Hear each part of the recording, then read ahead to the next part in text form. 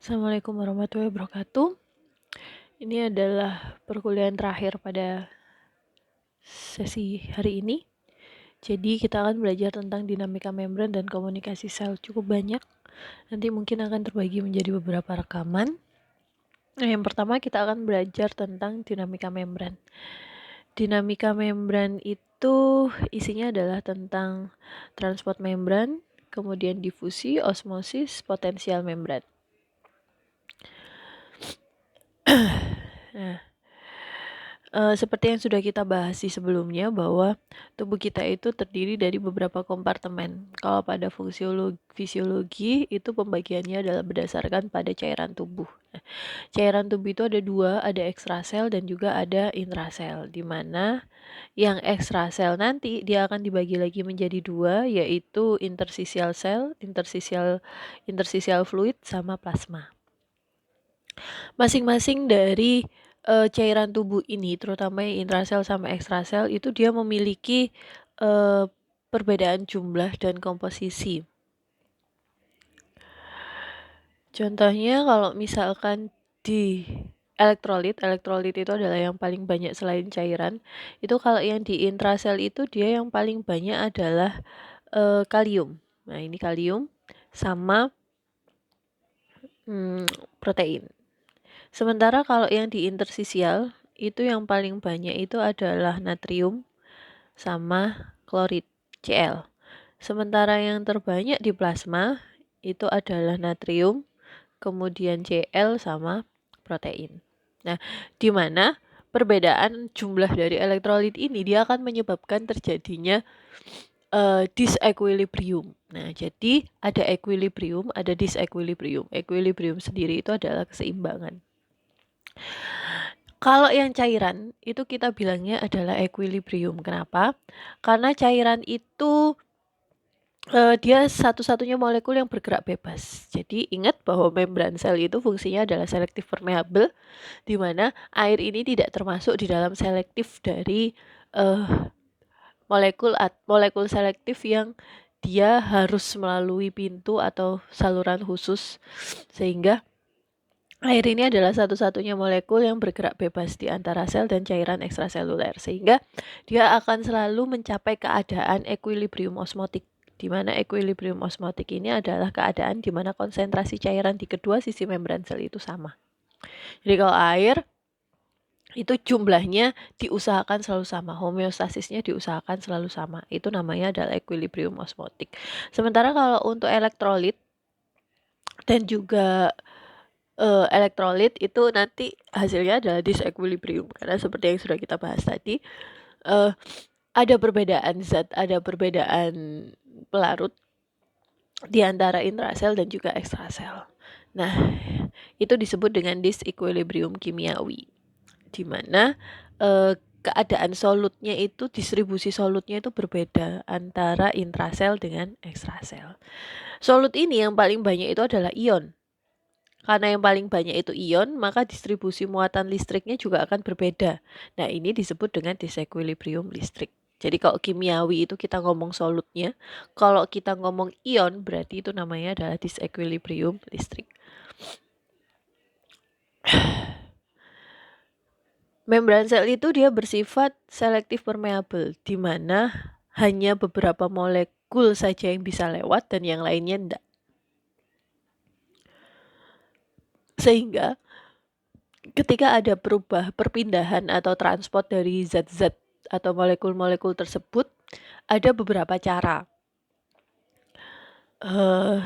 Cara pertama itu berdasarkan pada persyaratan fisiknya.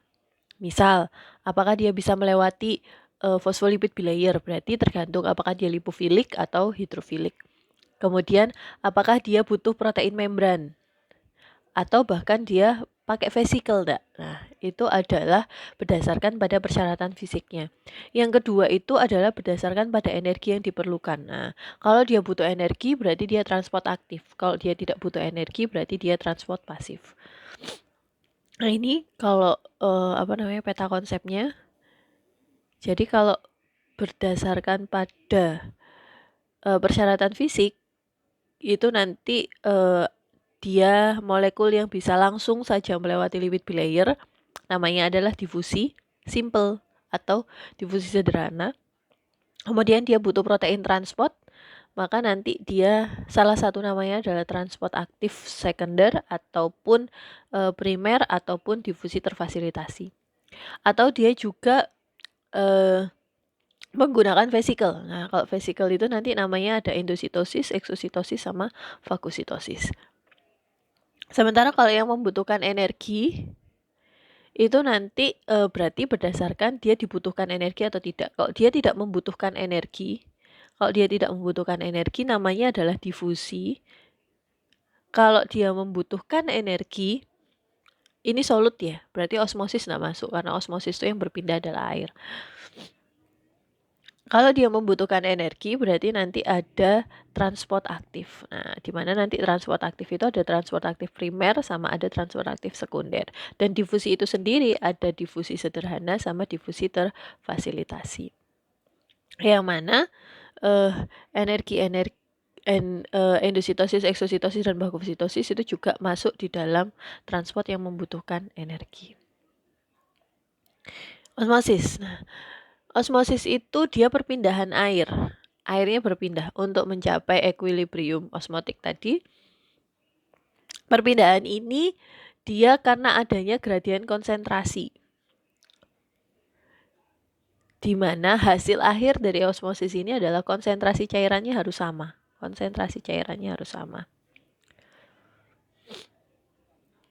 Kemudian nanti kalau kita ngomong tentang osmotik, maka kita juga akan ngomong tentang tonisitas. Tonisitas ini adalah kelarutan. Bagaimana sifat suatu larutan dan bagaimana larutan tersebut mempengaruhi volume sel. Itu adalah tonisitas. Nah, keadaan tonisitas ini akan menyebabkan 3 hal kepada larutan. Yang pertama itu adalah hipotonik, hipertonik, dan isotonik. Di mana kalau hipotonik itu adalah selnya bertambah karena kandungan airnya bertambah. Yang kedua adalah selnya berkurang, kandungan airnya berkurang, maka dia akan mengerut. Kalau yang kandungan airnya bertambah dia membengkak.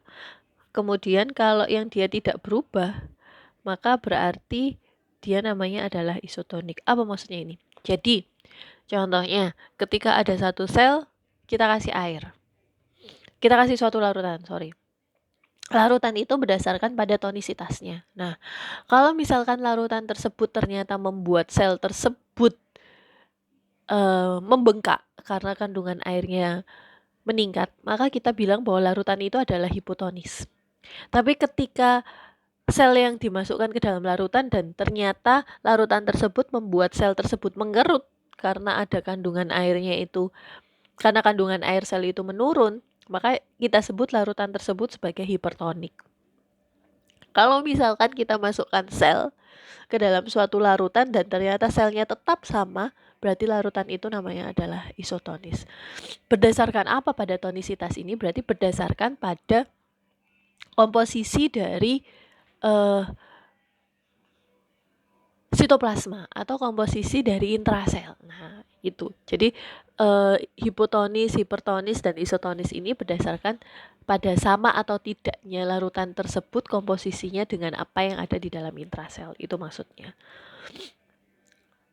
Berikutnya adalah difusi. Difusi ini kalau berdasarkan pada skema persyaratan fisik berarti dia bisa langsung saja melewati, dia adalah molekul yang bisa langsung melewati bilayer, fosfolipid bilayer.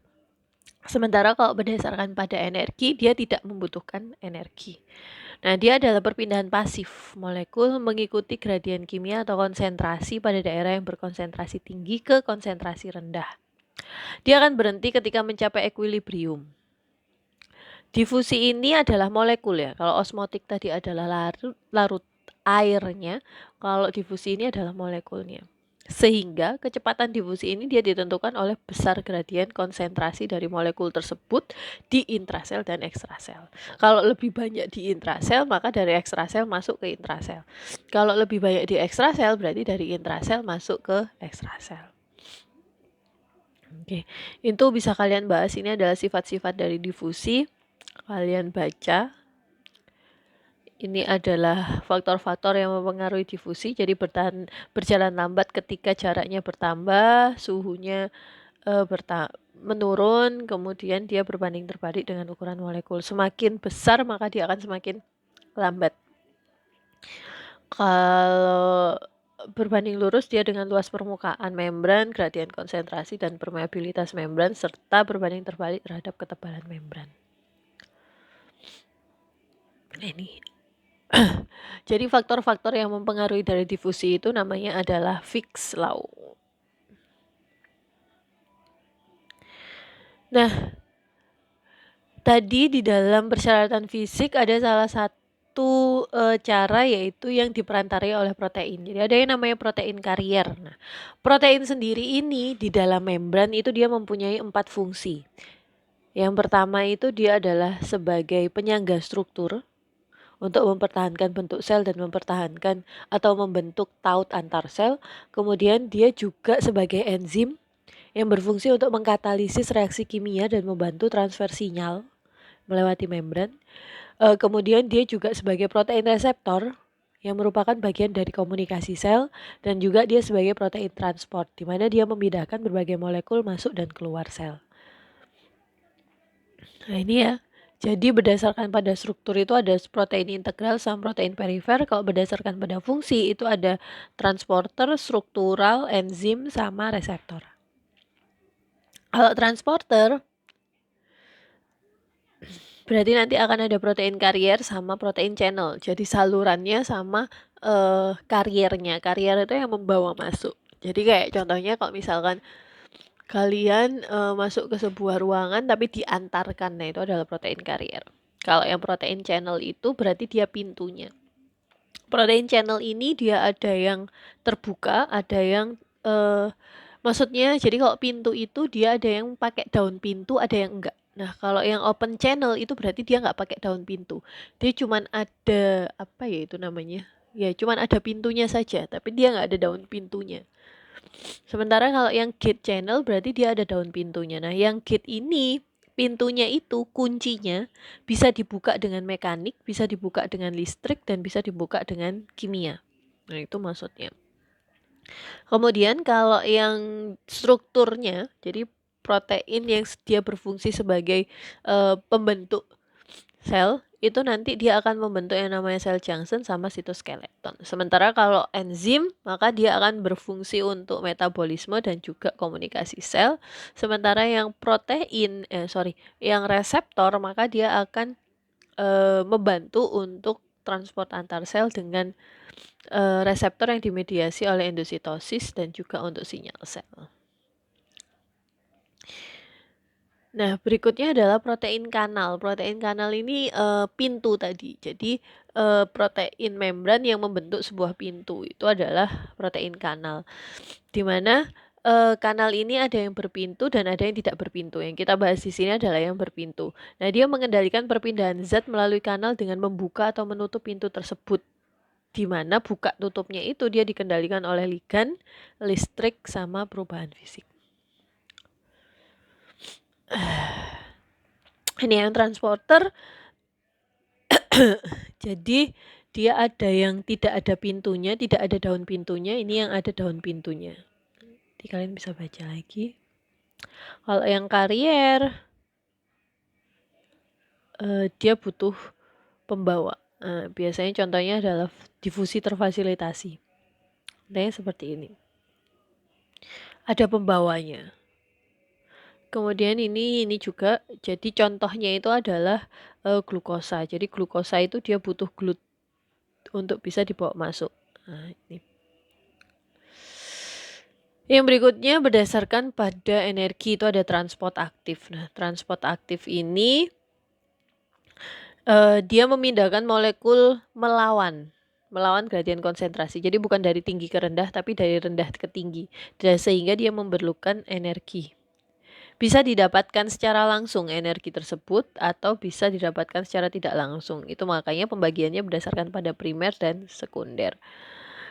Kalau secara tidak langsung didapatkan dari mana? Dia didapatkan dari energi potensial yang tersimpan di dalam gradien konsentrasi.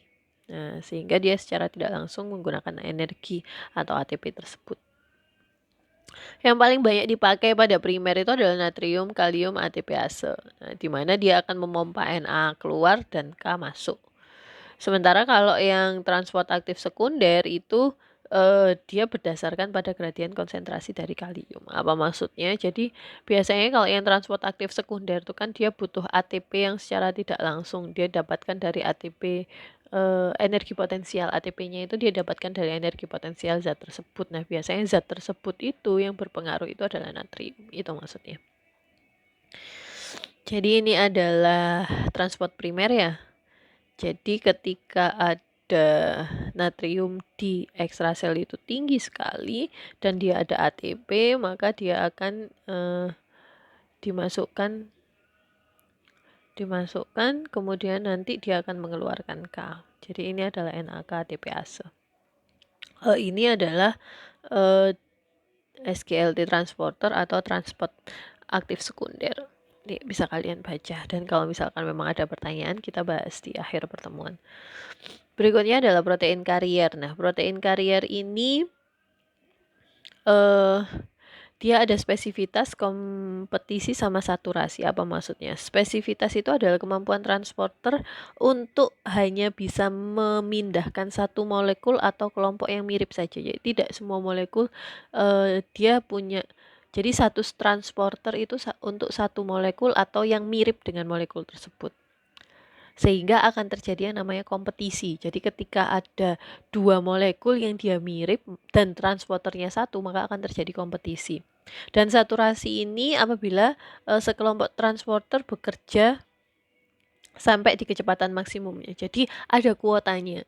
Jadi kalau misalkan dia hanya bisa membawa 5 molekul dalam waktu 1 detik, maka walaupun molekulnya ada 10, 11, 12, maka yang bisa dibawa itu adalah 5 saja. Itu adalah saturasi maksudnya.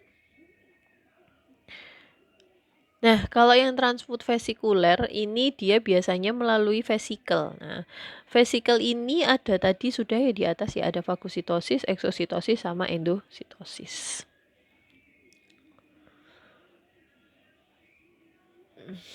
Biasanya memerlukan ATP sih kalau ini.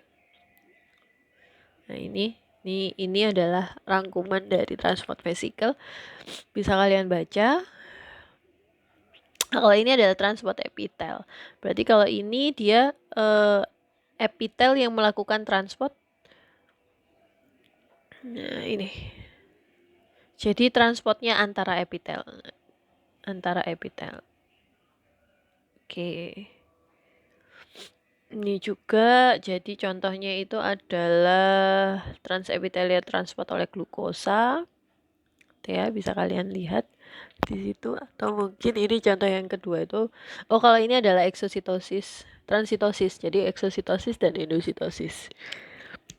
Mungkin itu dulu untuk transport membran. Kita lanjutkan di rekaman berikutnya tentang potensial membran. Terima kasih. Mungkin kalau ada pertanyaan dicatat, kita bahas di feedback terakhir perkuliahan jam 11 nanti. Terima kasih. Assalamualaikum warahmatullahi wabarakatuh.